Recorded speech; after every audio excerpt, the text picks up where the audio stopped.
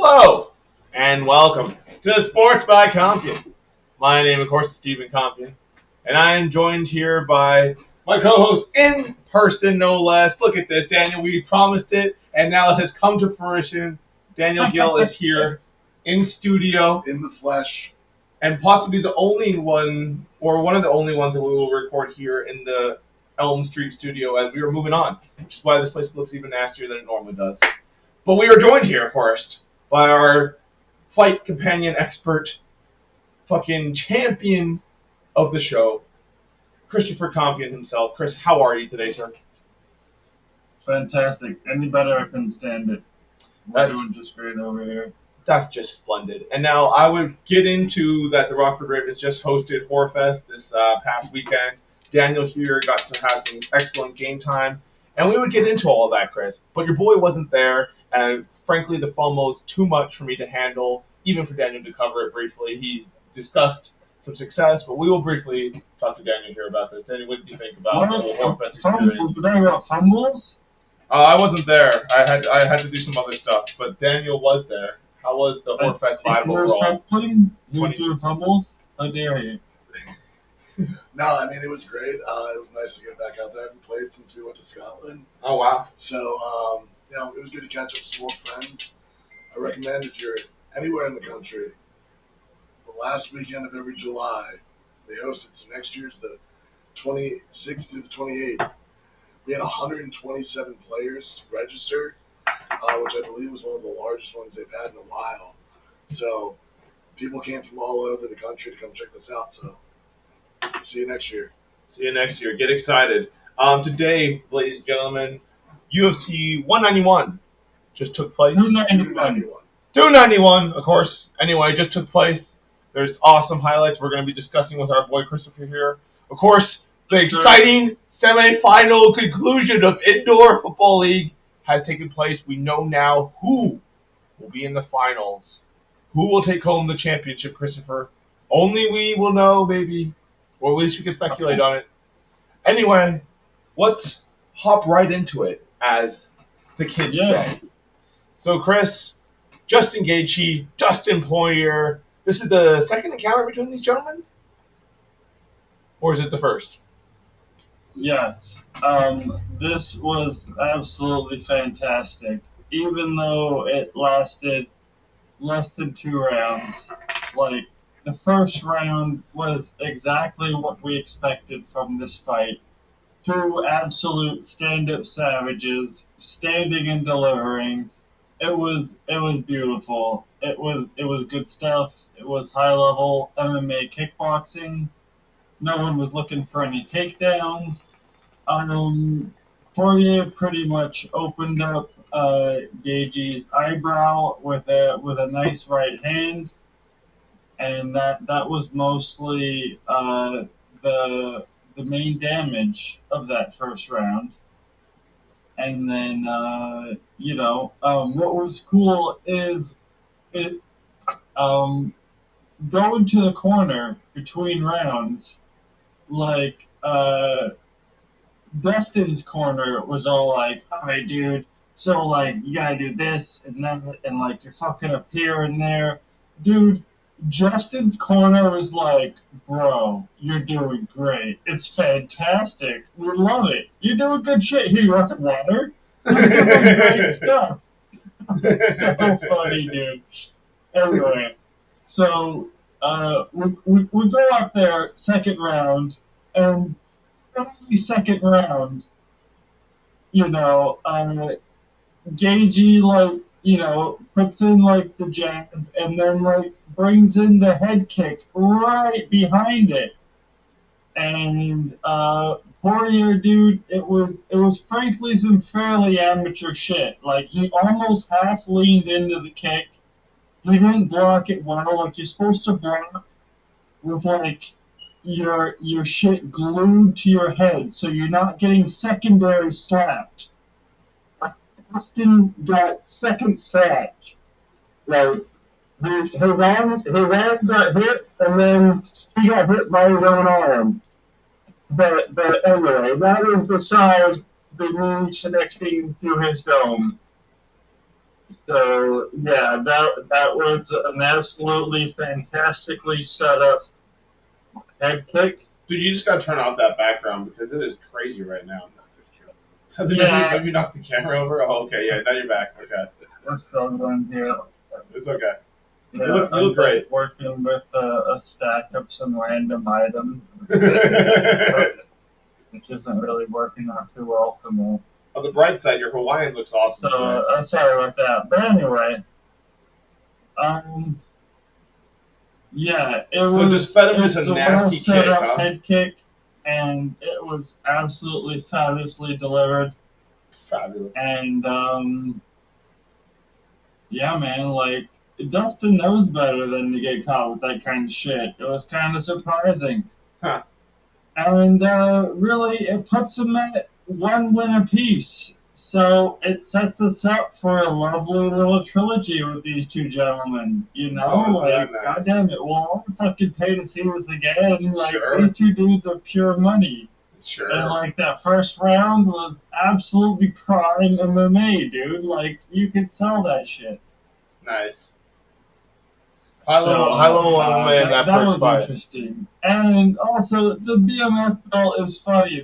They had our boy Masvidal, but they're handing it out because Masvidal was like pretty much who they made this belt up for, because he was so popular at the time, and you know he had come from like backyard Miami brawling, like you know bad motherfucker for sure. So that was cool. I had him out there handing off the belt, and really, Justin deserves a fucking belt, dude. For what he's done for the UFC, Yeah. like he's been in here putting in like really exciting high level fights, and you know both of these dudes are contenders for the 155 title. So you know this is kind of sort of a title eliminator match, like just giving him some made up belt, then let him forget that there's still a 155 title he wants. Right. So he'll probably be coming right for that.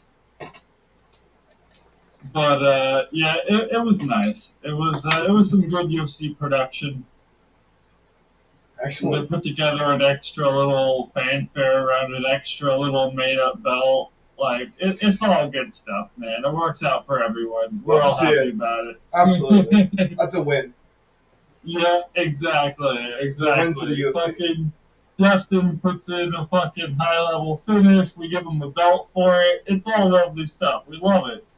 For sure. This is what we're here for as fans. Like, you can throw around made-up belts and we'll love it. It's fine. Yeah, we're okay with it. We're just here to see good fights. Yeah, absolutely. It was fantastic stuff. And really, it was a great card. It was a fantastic card all around. There was only 2 decisions. Nice. Like, you wanna talk about any of these other fights? Like, it's all great stuff. Yeah, I got the bullet up here next. We got Alex Pereira and Jan Wolfbush. So you want to go to Jan Blachowicz versus Alex Pereira? That was a fantastic fight too. Yeah, so we had a. That one actually was one of the ones that went to decision. One of the 2. I see that. But that was good stuff. Like Pereira is moving up to 205 from 185 after losing his belt to Israel Adesanya in their little trilogy, really. Like, he had beaten Izzy twice and then gave up the belt in that last fight and chose to move to 205, which is nice. It puts that little rivalry on ice. And you know, he's a big boy. It looks like he belongs at 205.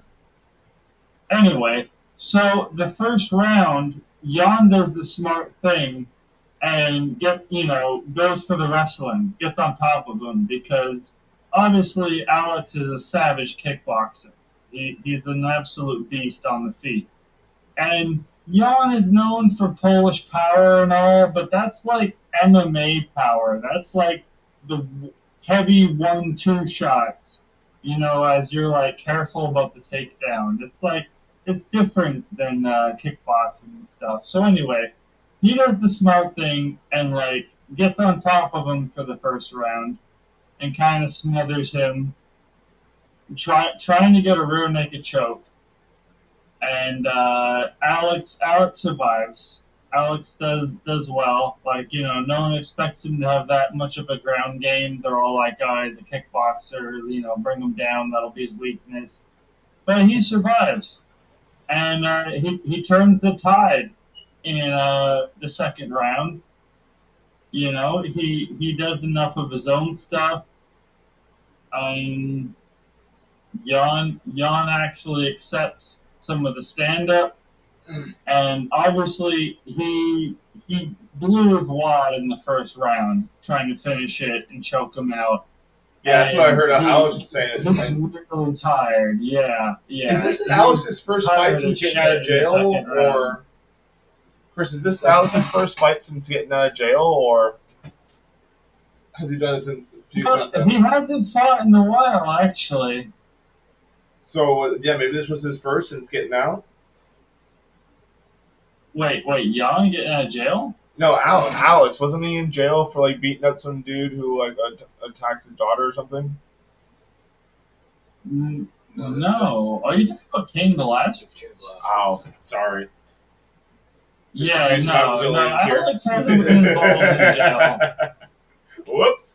No, anyway, Alex, sorry, buddy. He's a straight stand-up criminal, but they haven't caught him. You know what I mean? Hey. Fair enough. Any party thoughts on these guys? So, you know, the second round, he definitely started turning the tide, dude. And, like, Jan is so tired. And by the third round, it's even more of the same. It's like, Jan is winded, his nose is broken. You know, it makes it even harder for him to breathe. And, yeah. So they end up giving it to Alex by decision. And, like, Jan is, like, super pissed and everything and calling robbery on Twitter. But, like, come on, dude. Like, if you leave it in the hands of the judges, you can't call robbery. That's the rules of the game. It's fair. Like, you gotta take it out of their hands into your own hands. Like, yeah, I mean, if you're exhausted out there, you get whatever they serve you. That's the way this game works. Yeah, fair. So that's fine. He can be butthurt about it, but the dead truth is, Alex won rounds 2 and 3. So, you know, I mean, our line is off. Like, he's a savage kickboxer. No one wants to stand with him. You know, he's getting it together on the ground. Like, he can kind of survive and get back to his feet. Survive, like, most of a round with someone on top of him, wrestling him. So, yeah, he's on his way at 205. He's a dangerous lad. Fair enough. And our favorite and he's got, like, a UFC belt tattoo on his, like, right inside of his bicep. That's always fun. That is pretty cocky. Oh man, Robbie Lawler's got one. There's a handful of dudes that when they win the belt, like they fucking tattoo it on them. It's kind of badass. So Derek Lewis, our favorite post-interview fighter. Derek Lewis, fuck yeah, dude. So Derek Lewis versus Rodrigo de Lima, right? Yeah. So as soon as the ref says go, like there's no touch of hands. Derek Lewis comes up and throws a beautiful fucking flying knee. He does the right leg for elevation, and the left one, dude, brings it right between his arms. Like the dude had his arms up to like protect either side. Derek brings it right up the middle into the chin, dude. Brings that knee right up in between his arms and just serves him right up the chin. And of course, when your knee is on the gentleman's chin, when he goes over backward, you just fall with him, right? So Yeah. he just lands on top of this dude and just starts pounding away Derek Lewis style. Derek's an absolute beast, dude.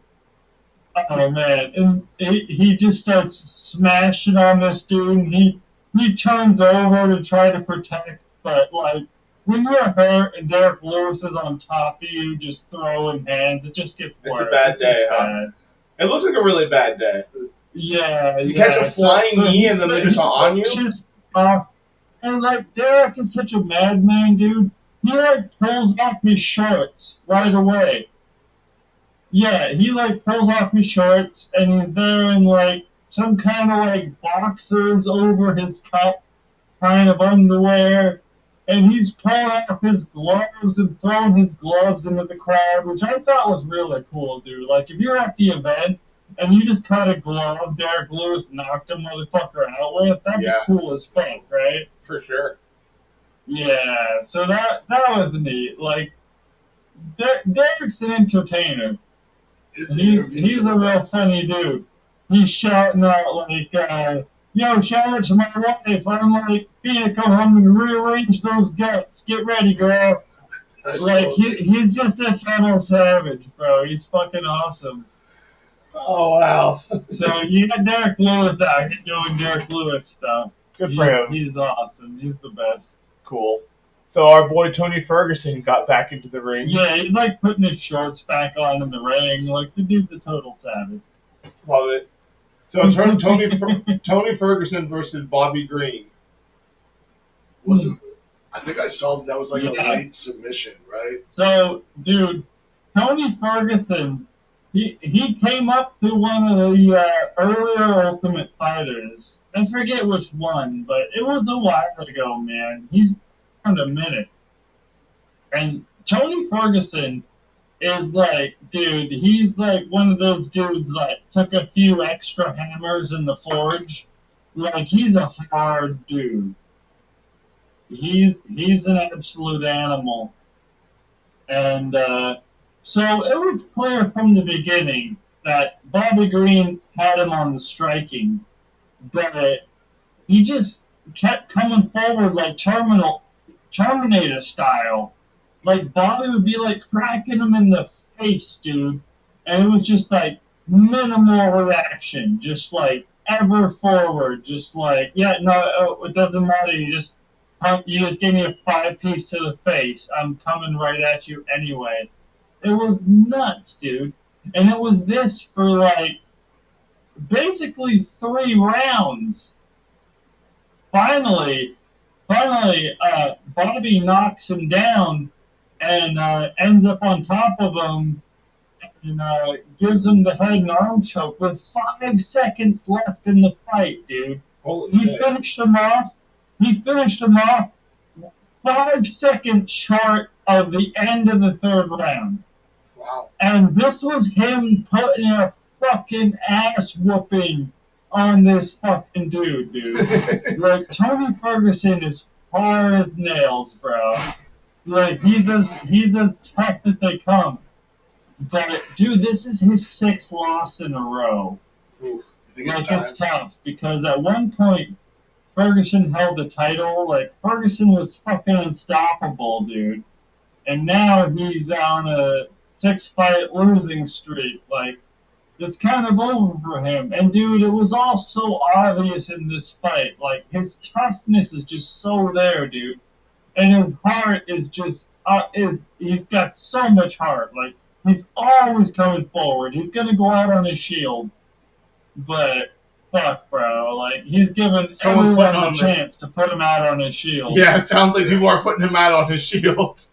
Unfortunately. Dude, he's been going out on his shield like 6 times in a row now. It's kind of like, goddamn, dude. Like, Wimber just saved the lad from himself. Oh, Ferguson.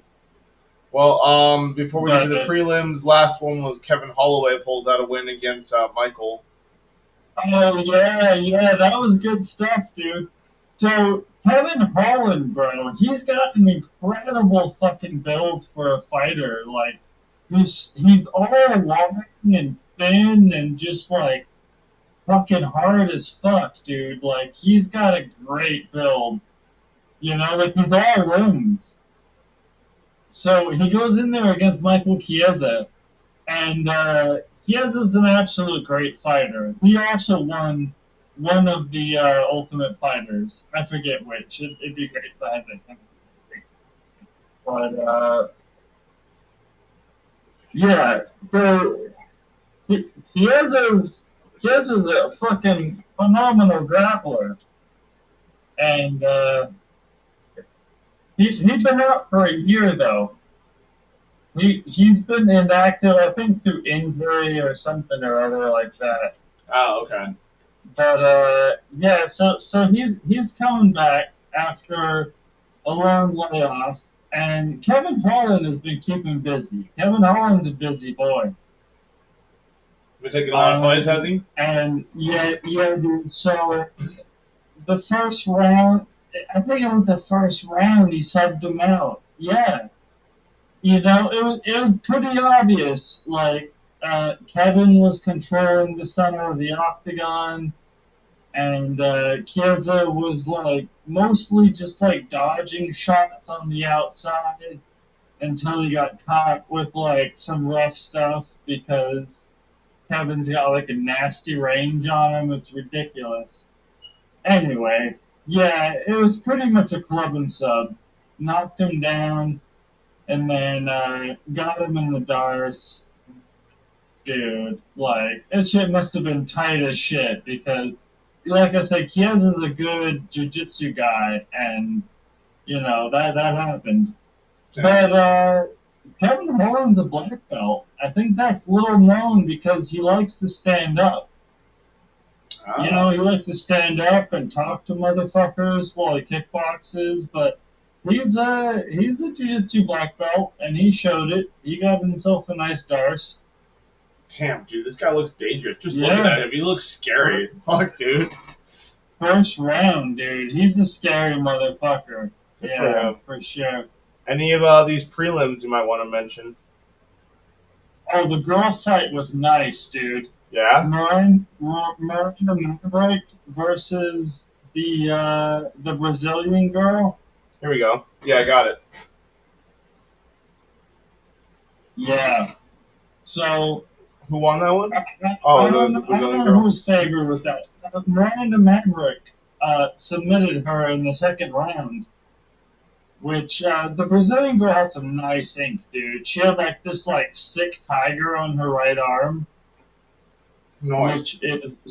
which is interesting because he got submitted on that right arm. Like, Miranda Maverick was obviously in control of that fight, dude. Like, she overwhelming favorite, it looks like here as well. The first round, she was on top of this girl, like checking her out. And then second round, like immediately took her like right down. Like Miranda Maverick, like she has a goal she's trying to do to you, and she's gonna do that. It's gonna happen to you. She's like, I want to take you down. That's gonna happen. Yes. And it does. She looks like a pretty scary chick. And she's like, I want to take one of your limbs home with me, and that's also going to happen. Yeah, no, I could see that. She definitely looks like she collects limbs. She basically, second round, she gets tired of playing around with this chick, and takes her down, peels off an arm, and, like, submits that, like, arm, that gorgeous right arm with the lovely ink all over it. Yeah. Take that, I'll break it right off you. Yeah, it was nice. Yeah, it was a lovely armbar. Miranda Maverick obviously knows what she's doing, dude. She's a force in the division. Mm-hmm. Wow, good for her. And I think she was like preparing for someone else, and the chick was like a last-minute replacement, but it didn't matter. She knew what she wanted to do. Anything I have to say about any of the other ones, or? There's one fight with like Uros Medic versus something Summersberger. He's got like a mullet. Oh, dude, that was a fantastic fight. They're obviously two lads that were like here to like stand and bang, and like Summelsberger, dude, he's such a fun looking fighter. He's I got can see like him, yeah, he has a mullet. like mustache. He's got some like crazy long mullet. It's fucking awesome. He's got like really weird tattoos. He's just a fun looking dude, right? Like you just know he's a good time at parties. Anyway, dude, absolute savage. Showed up to bang, dude. Put it all out there. And the first round, he almost had this dude twice. There was twice he cracked him good and was like trying to submit him, and this guy just survived. And you know, going into the second, it was like, oh, well, this guy's obviously fucked, you know. But he turns it around in the second and starts like, you know, getting some respect, starts doing his own thing. And then in the third, dude, like again, just like with great stand-up. It was a sweet stand-up fight. He just cracks mullet, dude, and you know, just like pounces on it. Not even like the first time. He dropped him a couple times, but yeah, he just pounces on him, dude, and finishes him off. And it was good. I think these are 185ers. These were some pretty big boys. Wow. Yeah, it was a fantastic stand-up fight. Overall, good event, it sounds like. You know, any strong... Well, there was only two decisions. I think it was Jan Blachowicz and a couple 125ers that were like, that fight's really not worth talking about. That was a terrible fight. The one guy was like super short, and the other guy was long, but he was like being like super cocky and like lame the whole fight, like he was too good to be there. Weird. And he ended up losing a decision. It was fucking awful. It was a terrible fight. That was terrible. All right. But other than that, dude, like only two decisions. Like everybody else was there to get it fucking done. Yeah, TKO, submission. Yeah, a lot of damage done out there. Well, good for the boys, you know. Good night for the UFC. Kept everyone interested and excited. Oh, absolutely. It was definitely a fabulous event. Nice. And yeah, any final thoughts on this? There was the one fight, Kopylov versus a Brazilian gentleman. A Brazilian gentleman with like forward hairdo. Yeah, we got absolute fucking specimen of a dude. Like he showed up like fucking ripped as fuck. Like he looked so powerful, dude. And I think this is 185. Yeah. Anyway, so I noticed Kopylov because he's Russian. There was only a couple Russians on the card. This guy, Euros Medic, and Kopylov, where I'm like, you know, like the one dude's fighting out of Serbia. Kopylov, I think he's fighting out somewhere else in Europe, but it's like, what are these Russian fighters doing these days? How are they like, you know, where are they fighting out of is always interesting to me. Yeah. Because they're dangerous motherfuckers, dude. Like, those savages come from, like, they don't have, like, these issues of the American fighters where they're like, oh my god, I got $5, you know, let me, like, go fucking party it up. Like, they have a whole different mentality. Anyway. So that was a great fight. In the first round, it looked like it was going to be pretty even. But second round, dude, Kopylov lands this head kick on him that's like fucking gorgeous. What's interesting is because it was a night of head kicks.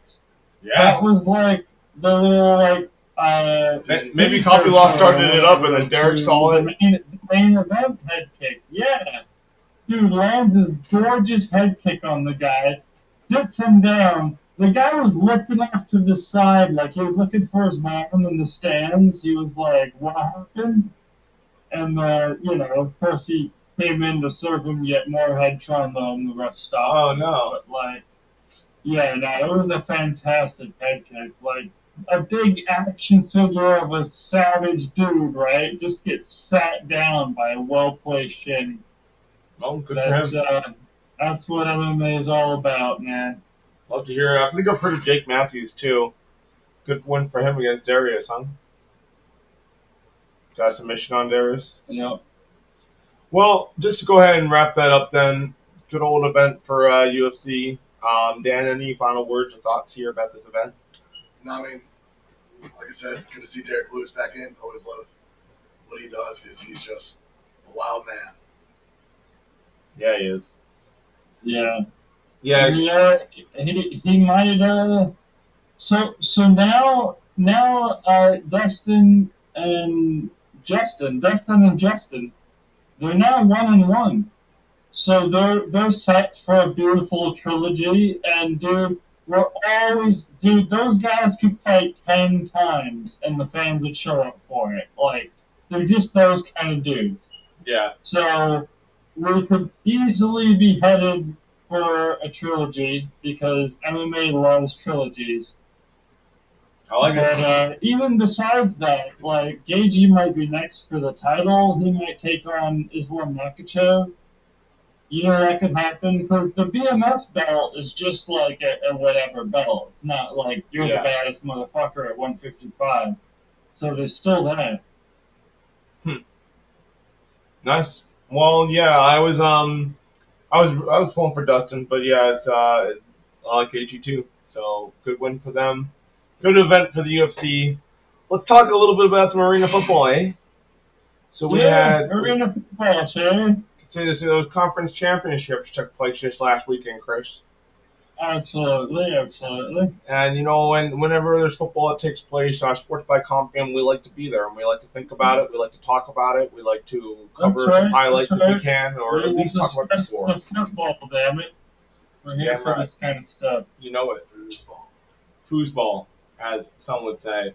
So the Storm, who absolutely destroyed somebody in their first playoff game, went ahead and pulled off a 1-point win against the Frisco Fighters.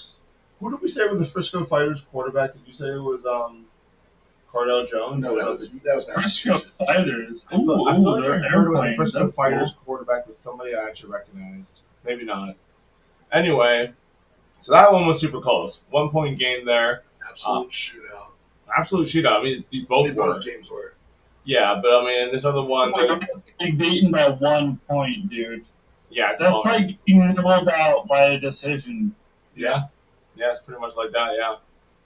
So tough game for them, but the Panthers absolutely destroyed the Wranglers.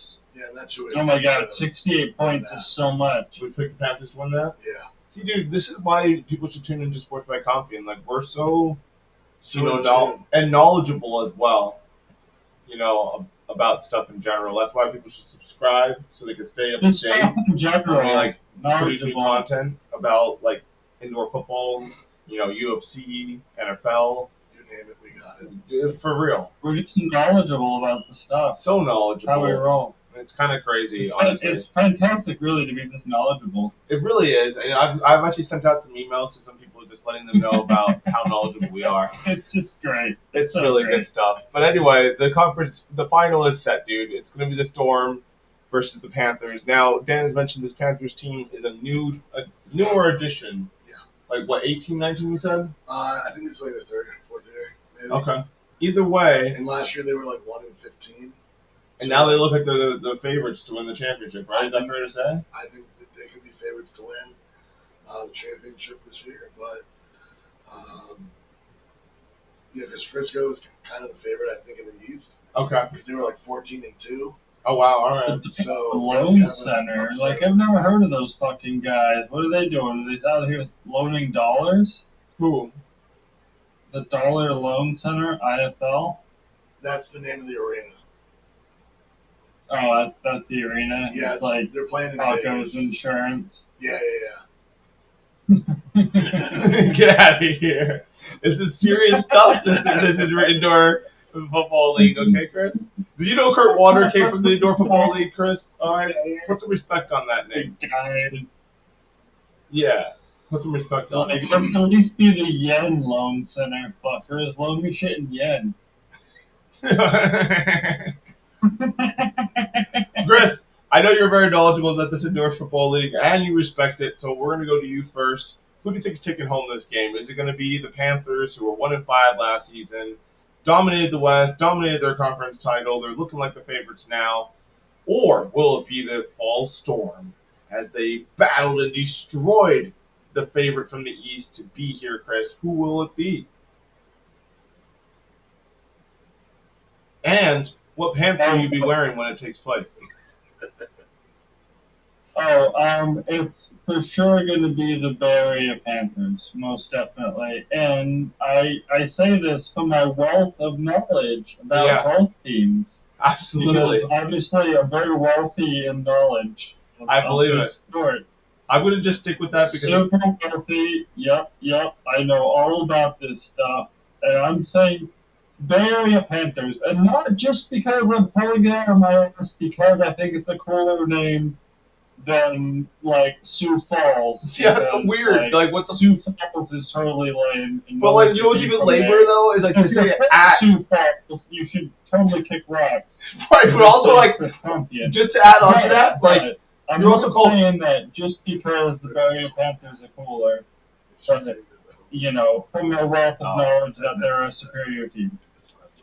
No, we did, didn't we? Well, I think it's a good home game for the championship. No, I totally agree, Chris. I couldn't agree more, in fact. These fucking Sioux Falls weirdos are fucking losers. These guys are clowns, bro. The Panthers got this, dude. Clowns. These guys are fucking clowns. From the Sioux Falls. And twice I've been like at the Sioux Falls. They're fucking ridiculous. I can't even handle them anymore. I would have liked to have them a little bit later last week, in fact. So yeah, I'm taking a hard. I'm hard going Bay Area for this one. So that's this Saturday, huh? Yeah, this Saturday. So this is the championship, and this their like Super Bowl? Yeah, this is their Super Bowl, dude. This is the Super Bowl, huh? Yep. If I wasn't already going to Memorial 10s to go fucking kick some ass for the daddies, I may or may not watch this game. But our resident Dan may or may not watch it. I probably won't because I'm actually going to be sitting in the Bay Area watching baseball, funny enough. Rude. Yeah.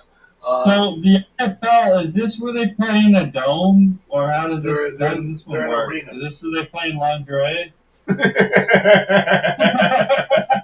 What does this league do? They're just in arenas. It's basically an arena football league, but it's been around for a while. They get paid pretty well. They've been around for a while, so that's why we kind of cover them. But yeah, they're in an arena football league. Arena football, fantastic. It's super awesome, dude. It's the good best stuff. But anyway, Dan, what are we thinking for this, Dan? Yeah, I mean, I kind of want to pick Bay Area, although Sioux Falls, that's a pretty big upset that they pulled off. It is. So you don't know what kind of momentum they're coming in with.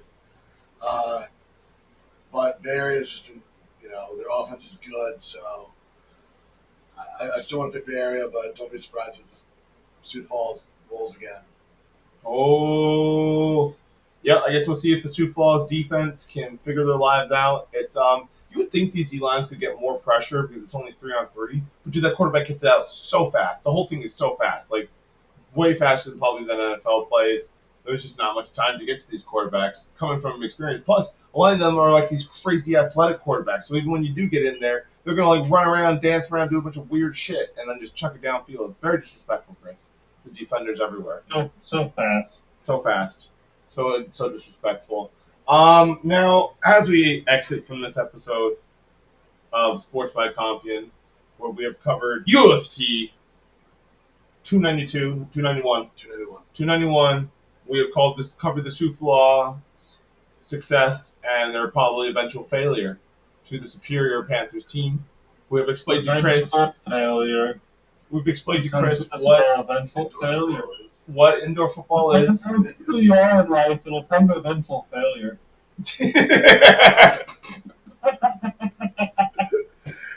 Chris, do you have any other final beautiful words for the people of Sports by Compian besides, of course, that gem? Yes. You do. Eventual failure awaits us all. All right. Let's get dark. I love it. Love it to hear it. Daniel, any final thoughts for the people of Sports by Compian? Yeah, no, make sure you tune in on Saturday and see you at Whorefest next year. Beautiful. Love to hear it. I will let you guys know that the D3 Daddies are going to try to claim some glory here at the end of this tour. We're not happy with the way it turned out, and we're going to turn it around.